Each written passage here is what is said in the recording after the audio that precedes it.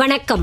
ஆகாஷ்வாணி புதுச்சேரி செய்திச் சுருக்கம் வாசிப்பவர் மலர்விழி. பிரதமர் Thiru Narendra Modi Cyprus, Canada, Croatia ஆகிய நாடுகளுக்கான பயணத்தை வெற்றிகரமாக முடித்துக் கொண்டு இன்று புதுடெல்லி திரும்பியுள்ளார். அவர் நாளை பீகார் மாநிலத்திற்கு பயணம் மேற்கொண்டு சிவன் மாவட்டம் ஜசாலி பகுதியில் நடைபெறும் விழாவில் மொத்தம் 5700 கோடி ரூபாய் மதிப்பிலான வளர்ச்சித் திட்டங்களை தொடக்கி வைக்கிறார். பாடலிபுத்ரா கோரக்பூர் வந்தே பாரத் எக்ஸ்பிரஸ் ரயிலும் இதில் அடங்கும். இஸ்ரேலுக்கும் ஈரானுக்கும் இடையிலான மோதல் இன்று 7வது நாளை எட்டியுள்ள நிலையில் இஸ்ரேலில் உள்ள இந்தியர்களை ஆபரேஷன் சிந்து நடவடிக்கை மூலம் பாதுகாப்பான முறையில் தாயகத்திற்கு அழைத்து வர மத்திய அரசு நடவடிக்கை எடுத்து வருகிறது. வடக்கு ஈரானிலிருந்து 110 இந்திய மாணவர்கள் ஏற்கனவே இந்தியாவிற்கு அழைத்து வரப்பட்ட நிலையில் ஈரானில் உள்ள இந்திய தூதரகத்தை சேர்ந்த அலுவலர்களுடன் மற்றொரு விமானம் இன்றைய தினம் வந்து சேரும் என எதிர்பார்க்கப்படுகிறது.